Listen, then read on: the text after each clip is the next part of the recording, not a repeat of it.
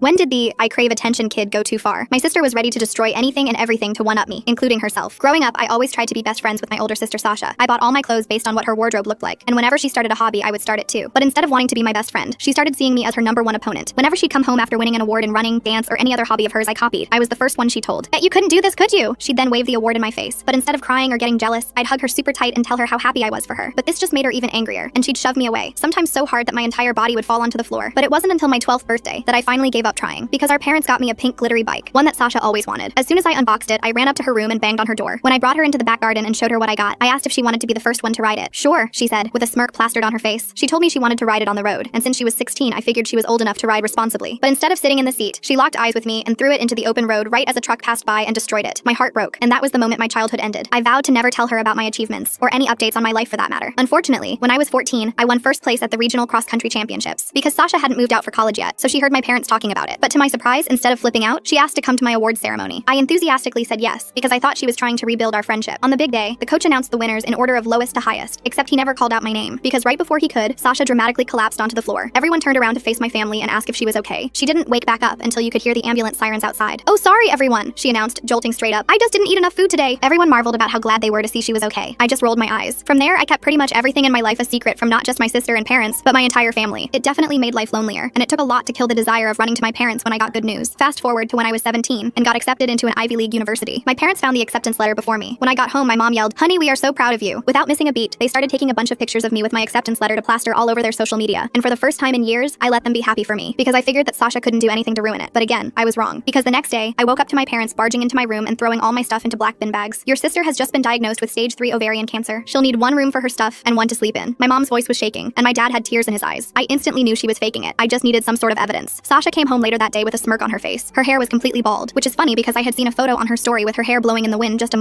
weeks back. Still, she lied down and slept, said the cancer was tiring her out. That night, I cooked her favorite meal, luring her into delusional security. After 2 weeks of me sleeping on the couch, Sasha hosted a party to commemorate her own bravery. She invited everyone we knew, including some girls from my class. Perfect. Halfway through, I tapped on my Fanta glass with a fork. "Sasha, make a speech. We're so proud of you." She immediately recited a speech that I had heard her practice dozens of times in the bathroom mirror. She was halfway through her fake tears when I walked up to her and hugged her, and just as I was about to pull away, I peeled off the bald cap. Her blonde hair unraveled down to her waist. Sasha screamed. My mom gasped so hard I thought her lungs were about to shrivel up. While everyone processed what was going on, I turned on the TV on full volume. There, I broadcasted a clip I had captured of Sasha practicing her speech in the mirror when she thought no one was looking. And instead of finally facing up to her lies, she stormed out of the house and drove away. I went upstairs to my room and let my parents deal with saying goodbye to all the guests. The next morning, I woke up to my mom slapping me across the face. "How could you have embarrassed Sasha like that while she's battling with cancer?" I stared at her blankly. "She told us those were hair extensions, you idiot." Full story on channel, link below.